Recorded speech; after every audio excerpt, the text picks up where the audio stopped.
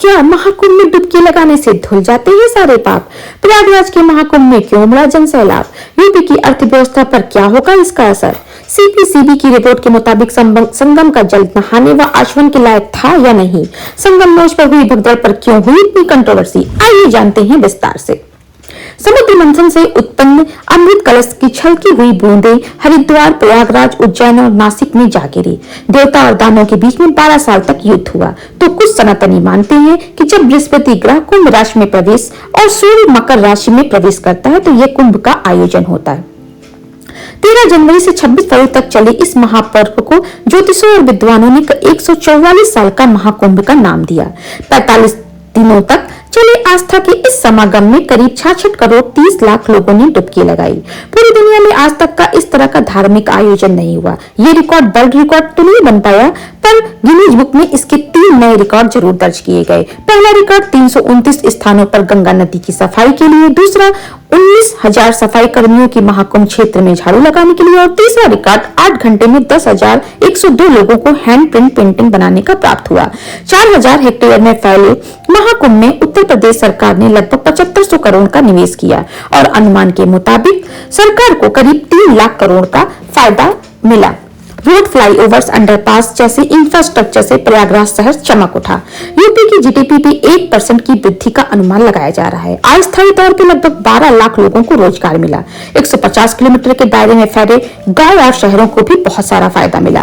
प्रयागराज में स्नान के बाद लोग अयोध्या, वाराणसी, चित्रकूट जाने से सरकार को टोल टैक्स, होटल, दुकानदार, फ्लाइट, ट्रेन, बसेस में करीब 35 से 40 गुना की वृद्धि हुई।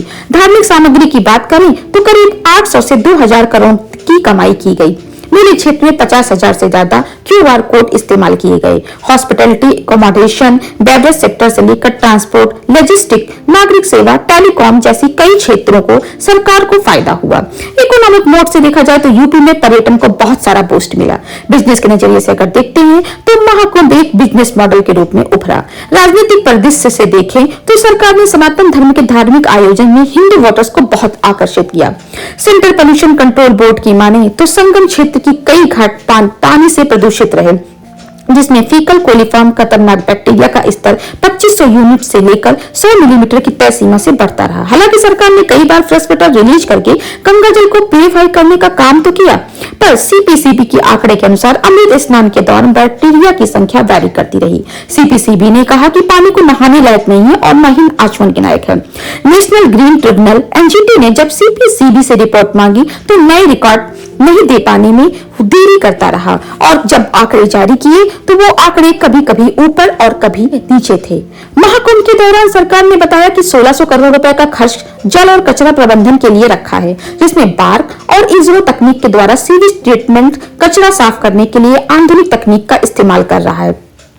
पद्मश्री से सम्मानित वैज्ञानिक डॉक्टर अजय सोनकर की एक रिपोर्ट के अनुसार गंगा के जल में सेल्फ प्यूरिफाइंग प्रॉपर्टीज होती हैं, जो ऑक्सीजन की घुलित मात्रा अधिक होती है, जिससे यह बैक्टीरियोफेज पानी में बहने वाले बैक्टीरिया की ग्रोथ को रोककर धीरे धीरे उन्हें नष्ट कर देते हैं। हालांकि इस पर बहुत बड़ी रिसर्च तो नहीं हुई है, लेकिन करोड़ों की इस भीड़ में क्या वाकई पानी शुद्ध जल था या लोग अशुद्ध जल में भी स्नान करते रहे? ये सवाल तो उठता है। क्या सोचते हैं आप इसके बारे में मुझे कमेंट करके जरूर बताइए। 28 जनवरी की देर रात में हुई भगदड़ में पाल्टून पुल बंद होने की वजह से हुई।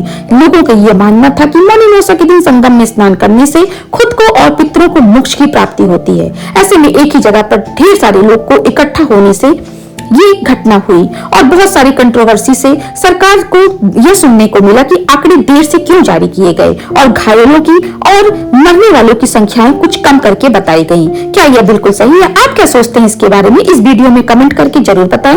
जानकारी अच्छी लगी हो तो लाइक, शेयर और सब्सक्राइब करना ना भूलें। धन्यवाद।